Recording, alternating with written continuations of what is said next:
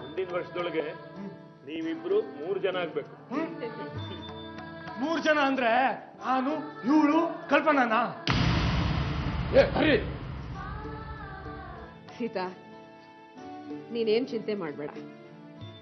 ಇವತ್ತೇ ರಸ್ತೆ ಮುಗಿಸ್ಬಿಡ್ತೀವಿ. ಯಾರ್ದು ಕಿರಿಕಿರಿ ಇಲ್ಲ, ರಗಳೆ ಇಲ್ಲ. ಅದೊಂದು ಕೆಲಸ ಮುಗಿದ ಸಾಕು. ಆಮೇಲೆ ನೋಡ್ತಾ ಇರೋ. ಹರಿ ಖಂಡಿತ ಅರ್ಚನಾನ ಬಿಡಲ್ಲ. ಇನ್ಮೇಲೆ ವಾರಕ್ಕೊಂದ್ಸಲ ನಾವಿಬ್ರು ಬಂದೇ ಬರ್ತೀವಿ.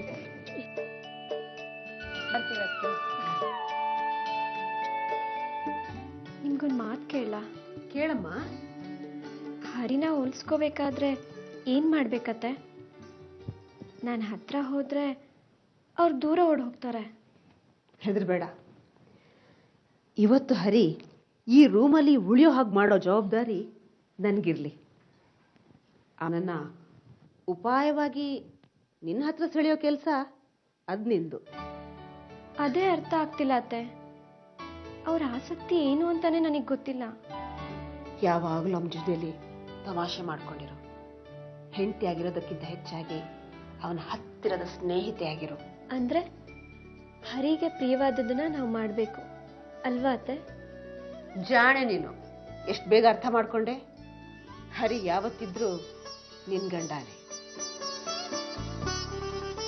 ಅಲ್ಲಪ್ಪ ಮಗನೇ, ಪ್ರತಿಯೊಬ್ಬರು ಮೊದಲ ರಾತ್ರಿಗೆ ಕಾಯ್ತಾ ಇರ್ತಾರೆ. ಆದ್ರೆ ನೀನು ಬೇಡ ಅಂತಿದೆಯಲ್ಲ. ಎಂತ ಅರಸಿಕನ ನೀನು. ನನಗೆ ಅರ್ಚನಾ ಬೇಡ, ಕಲ್ಪನಾನೇ ಬೇಕು. ಇವತ್ತು ಕಲ್ಪನಾ ಊರಲ್ಲಿಲ್ಲ, ಅರ್ಚನಾ ರೂಮ್ನಲ್ಲೇ ಮಲ್ಕೋಬೇಕು. ನಾನು ಬೇರೆ ರೂಮಲ್ಲಿ ಮಲಗ್ತೀನಿ. ಮುಟ್ಟಾಳ, ನಿನಗೆ ಬುದ್ಧಿನ ಇಲ್ಲ ಕಣ. ದಡ್ಡ ನೀನು. ಹರಿ, ಏನು ಹೇಳ್ಬಿಡಿ. ಹೆಂಡತಿ ಹತ್ರ ಹೋಗು ಅಂತ ಮಗನಿಗೆ ಅಪ್ಪ ಹೇಳ್ಬೇಕಾ ಬಂದಿದೆ. ನನ್ನ ಕರ್ಮ. ಇವನು ಕೋತಿ ತರ ಆಡ್ತಾ ಇದ್ದಾನೆ. ಹೋಗಲ್ಲ ಅಂತಿದ್ದಾನೆ. ಆ ದರಿದ್ರ ಚೀಟಿ ರಾಣಿ ದಂಡ ಪಿಂಡಕ್ಕೆ ಮನೆ ತಿನ್ಕೊಂಡು ಬಿದ್ದಿದ್ದಲ್ಲ, ಬೇಡದನ್ನೆಲ್ಲ ತಲೆ ಒಳಗೆ ತುಂಬಿಸಿ ಕಳಿಸ್ತಾಳೆ. ನೀವು ಸುಮ್ಮನಿರಿ. ಅವನು ಹೋಗೇ ಹೋಗ್ತಾನೆ. ಎಷ್ಟಾದ್ರೂ ನನ್ನ ಮಗ ಅಲ್ವಾ? ಅಲ್ವೇನು ಹರಿ? ನಾನು ನಿನ್ನ ಮಗ. ಒಂದೇ ಒಂದಿನ ನನ್ನ ಮಾತು ಕೇಳೋ. ಇವತ್ತೊಂದೇ ದಿನ. ಬಾ ಬಾ. ಹರಿ,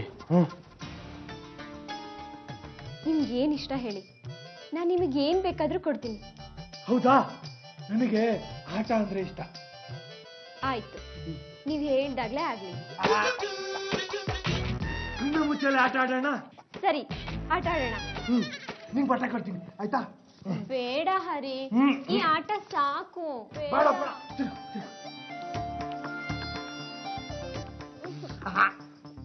ಕಾಣಿಸ್ತಿದ್ಯಾ?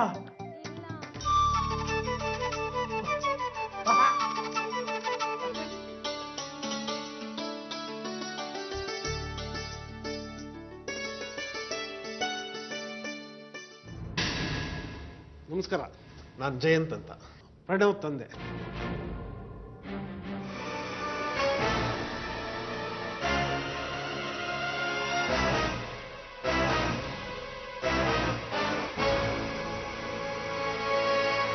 ನಾವು ಮೊದಲು ನಿಮ್ಮನ್ನ ಕ್ಷಮೆ ಕೇಳಬೇಕು ದರ್ಬೈನವ್ರೆ. ನಿಮ್ಗೆ ಆಶ್ಚರ್ಯ ಆಗ್ತಿದೆಯಲ್ಲ. ಜಾತಿ, ಕುಟುಂಬ, ಅಂತಸ್ತು ಇವುಗಳನ್ನೆಲ್ಲ ಮೀರಿ ಬದುಕಬೇಕು ಅನ್ನೋದೇ ನನ್ನ ಆಸೆ. ಪ್ರಣವ್ ನನ್ನ 2ನೇ ಮಗ. ಪ್ರಣವ್ ಒಂದು ಹುಡುಗಿನ ಪ್ರೀತಿಸ್ತಿದ್ದಾನೆ ಅಂತ ನಮ್ಮ ಭಾರತಿಯಿಂದ ಗೊತ್ತಾಯ್ತು. ಆ ಹುಡುಗಿ ನಿಮ್ಮ ಮಗಳು ಅಂತ ನಂಗೆ ಇವತ್ತೇ ಗೊತ್ತಾಗಿದ್ದು.